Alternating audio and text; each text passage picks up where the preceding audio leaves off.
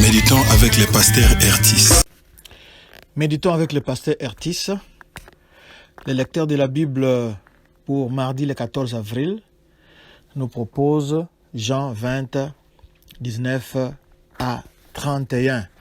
Et le verset de la semaine, c'est « Il n'est point ici, il est ressuscité comme il l'avait dit. Venez, voyez les lieux où il était couché. » Matthieu 28, verset 6. Et pour approfondir cette méditation, le lecteur nous propose quelques questions. La première, est-ce que ce passage m'apprend quelque chose sur Dieu le Père, Dieu le Fils et Dieu le Saint-Esprit? Deuxième question, quelle vérité Dieu me révèle-t-il? Troisième, quel verset m'interpelle le plus? Quatrième et dernière question, pour ma prière, y a-t-il quelque chose que Dieu me montre, dont j'ai à me repentir, auquel croire et obéir, pour lequel remercier et le louer, pour lequel lui formuler ma demande? Cela signifie que vous devez lire le texte pour répondre à toutes ces questions. Dans ce texte, Jésus apparaît aux disciples, Thomas étant absent. Ensuite, Jésus apparaît encore aux disciples, Thomas étant présent. Et enfin, Jean nous dit pourquoi il a écrit cet évangile. Le but de l'évangile selon Jean. Prions. Seigneur, merci pour ta parole, merci pour ta grâce de chaque jour. Merci parce que tu nous conduis pas à pas pour comprendre ta volonté, pour comprendre qui est Jésus-Christ et pour comprendre notre mission. Nous bénissons ton nom et nous avons besoin de ce Saint-Esprit que Jésus avait soufflé ici pour nous aider à accomplir cette tâche. Nous t'avons prié au nom de Jésus-Christ. Amen. Shalom bien-aimés. Hier, nous vous disions que Jésus-Christ était ressuscité le matin, très tôt le matin, et il était apparu à quelques disciples. Il avait fait ce même dimanche-là 5 apparitions pour montrer que ce n'était pas un rêve, ce n'était pas un fantôme, mais la réalité de la résurrection était un fait réel. Jésus n'est pas un esprit, mais il avait un corps, mais un corps différent, comme nous le verrons ici, un corps qui pourra passer au travers des portes fermées. Il a le même aspect, mais le corps a changé de dimension. Alors, le soir de ces jours ici, dont il est question, c'est les premiers jours de la semaine, les jours de la résurrection. D'ailleurs, la suite du verset nous le précise. Qui étaient les premiers de la semaine? Les portes du lieu où se trouvaient les disciples étaient fermées à cause de la crainte qu'ils avaient des Juifs. Jésus vint, se présenta au milieu d'eux et leur dit « La paix soit avec vous ». Vous qui écoutez en ce moment, oui, que la paix soit avec vous. Et le verset 20, quand il eut dit cela, il leur montra ses mains et son côté. Parce que un fantôme, un esprit, n'a pas de forme, n'a pas de corps. Jésus était sûr de ce qu'il faisait. Pour convaincre ses disciples, il leur montre ses mains. Vous vous souviendrez que ses mains avaient été percées par des clous le vendredi, et son côté aussi a été percé pour montrer qu'il était bel et bien mort. Nous avions dit qu'il y avait de l'eau et du sang qui en était sorti. Si Jésus était vivant en ce moment-là, il y aurait eu seulement du sang. Mais comme il était déjà mort, il y a eu de l'eau, la parole de Dieu, pour nous purifier, et le sang pour couvrir nos péchés. Les disciples furent dans la joie en voyant le Seigneur. Oui, quand le Seigneur apparaît, quand le Seigneur est avec vous, vous ne pouvez qu'être dans la joie, parce qu'il est le plus fort, parce qu'il est le tout-puissant, parce qu'il a tout vaincu, même la mort. Satan qui croyait les retenir là-bas pour dire que ça n'était fini de lui, il a été surpris parce que il y a eu un revirement de situation. Les choses avaient changé. La mort qui était censée les retenir, la mort n'a pas pu les retenir et il était obligé de relâcher Jésus-Christ. Le séjour de mort qui contenait les gens qui étaient morts dans l'espérance en Dieu, ces gens-là ont eu le temps d'être libérés par Jésus-Christ, de telle sorte que le séjour des morts était en ébullition. Il y a eu un grand bouleversement quand Jésus-Christ l'avait visité. Et le verset 21 nous dit que Jésus leur dit de nouveau, « La paix soit avec vous. » Alors, nous le répétons, que la paix soit avec vous qui écoutez en ce moment. Et comme le Père m'a envoyé, moi aussi je vous envoie. Jésus-Christ est à la fin de sa mission terrestre. Il passe les flambeaux, il passe le relais à ses disciples. Et comme ces disciples ne sont plus là, vous qui êtes disciples en ce moment, c'est à vous de prendre ces relais-là. Vous êtes devenus des envoyés de Dieu. Et le verset 22 nous dit quelque chose de très important. Après ces paroles, il souffla sur eux et leur dit, recevez le Saint-Esprit. Vous vous souvenez, en Genèse chapitre 2, verset 7, nous lisons, l'Éternel Dieu forma l'homme de la poussière de la terre. Il souffla dans ses narines un souffle de vie, et l'homme devint une âme vivante.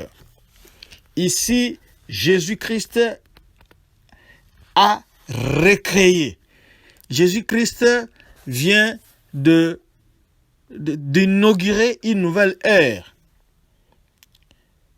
Ce n'est plus l'ancien Adam qui était esclave de Satan, esclave du péché. Ça, c'est une nouvelle humanité qui commence. Et puisque cette nouvelle humanité a commencé, cette nouvelle humanité, comme avec l'ancienne humanité, avait besoin du souffle. Dieu avait créé l'homme, l'homme était inerte, mais quand Dieu avait soufflé dans ses narines, il devint une âme vivante. Ici, Jésus-Christ, qui est Dieu, recrée, crée de nouveau. Il démarre une nouvelle humanité, une race de vainqueurs. Il fait souffler sur eux le Saint-Esprit comme acompte, comme avance de ce qu'ils recevront réellement à la Pentecôte.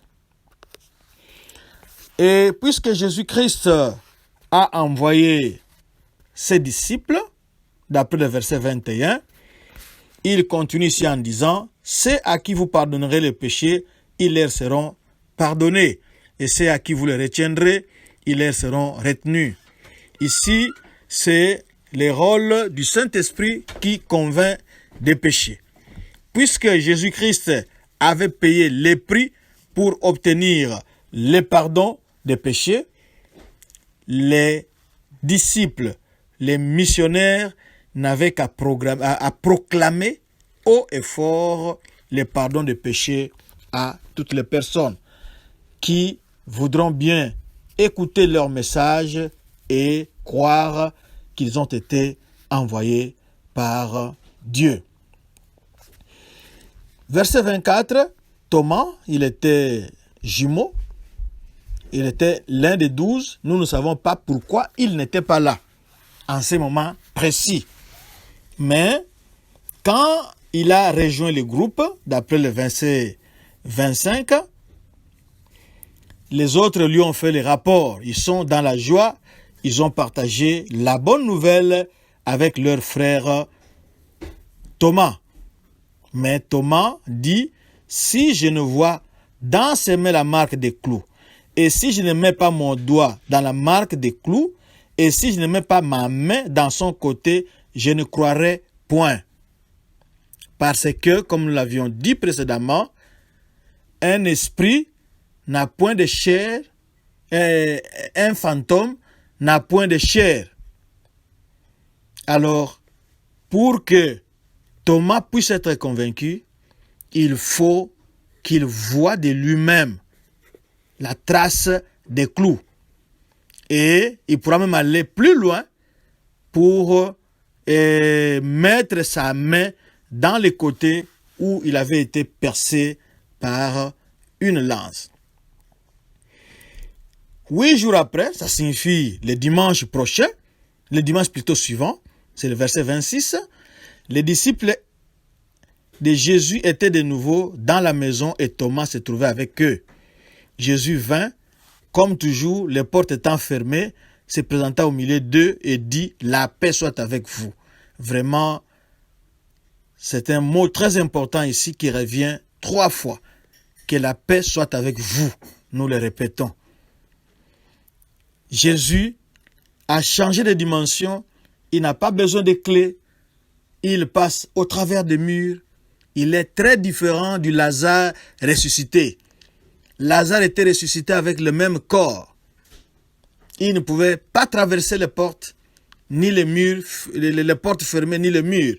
Mais nous voyons Jésus qui se trouve dans une autre dimension, qui n'a plus de barrière. Il entre là où il veut et surtout quand les portes sont fermées. Nous voyons ici Jésus qui est Dieu, il est omniscient. Quand Thomas avait fait sa déclaration à l'écoute du rapport des autres disciples que Jésus-Christ était venu les visiter le même dimanche de sa résurrection, Jésus-Christ n'était pas là. Mais dès que Jésus-Christ arrive, il s'adresse à Thomas. Il dit, avance ici ton doigt et regarde mes mains. Avance aussi ta main et mets-la dans mon côté et ne sois pas incrédule, mais crois. Oui, ici nous voyons Jésus-Christ qui connaît tout, qui n'a pas besoin d'être enseigné. Dès qu'il est arrivé, il s'est adressé à Thomas qui avait des questions, qui avait des doutes. Dieu ne rejette pas nos questions. Dieu nous comprend et Dieu est disposé à nous répondre. Il suffit tout simplement de lui apporter nos questions et d'attendre ses réponses.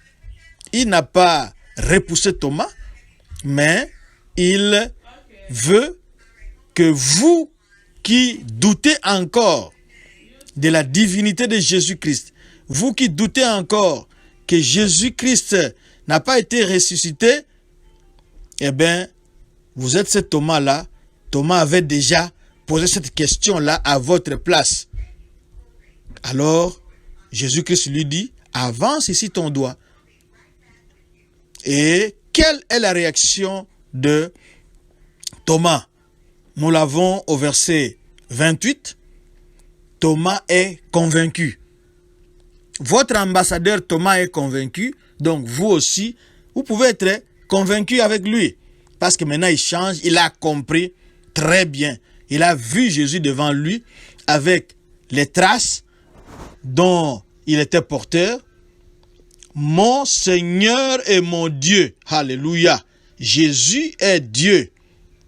Jésus lui dit, parce que tu m'as vu, tu as cru. Et ceux qui n'ont pas vu et qui ont cru.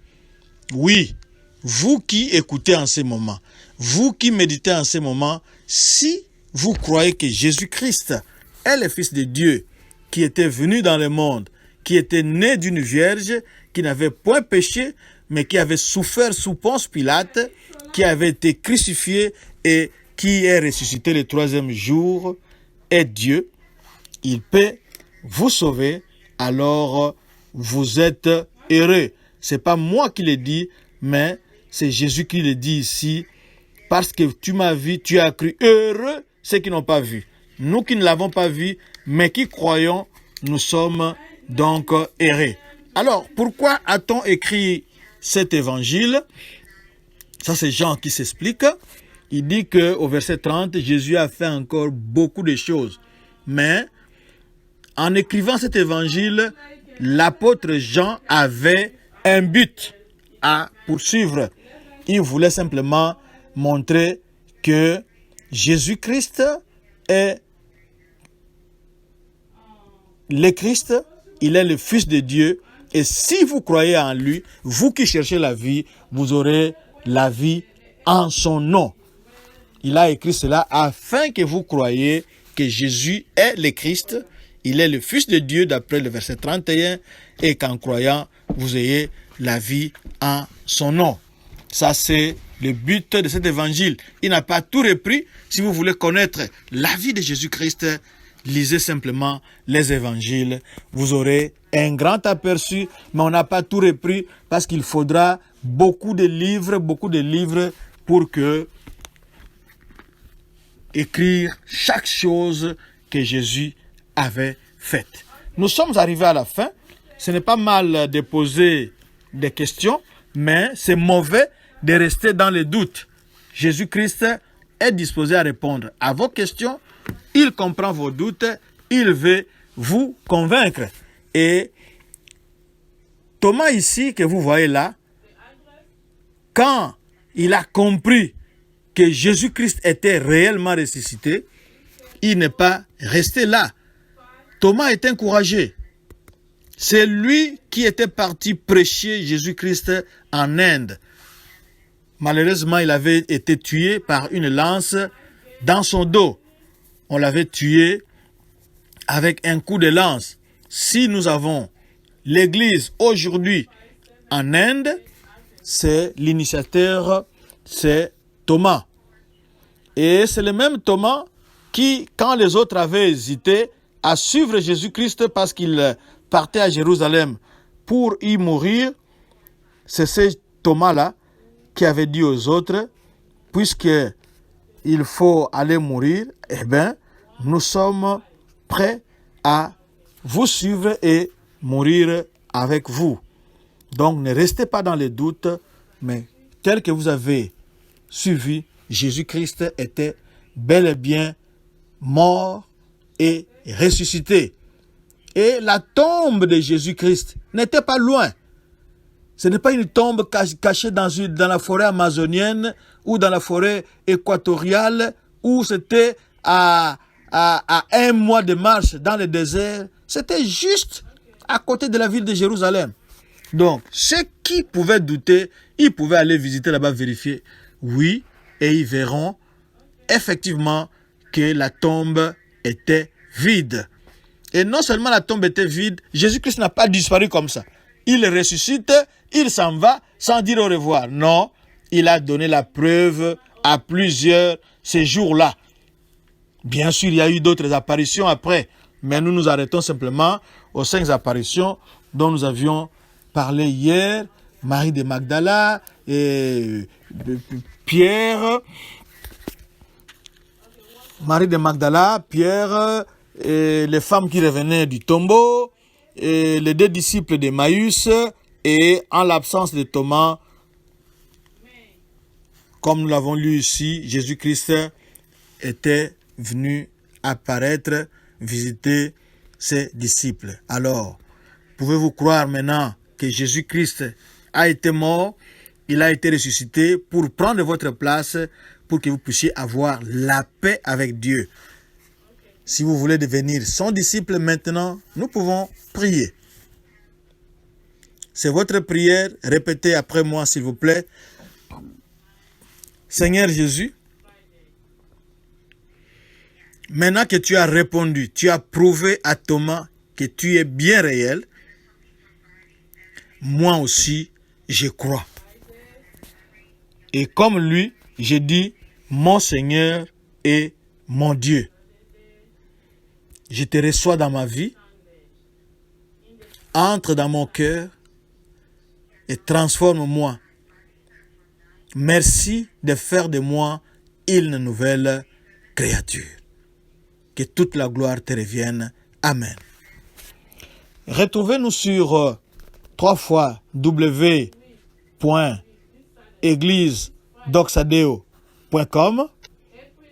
Visitez notre page Facebook Doxadeo Lushi ou notre chaîne YouTube Doxadeo Lubumbashi ou notre adresse Twitter Doxadeo Lubumbashi. Là-bas, vous trouverez beaucoup de ressources pour votre vie chrétienne. Laissez-nous y un commentaire et que Dieu vous bénisse.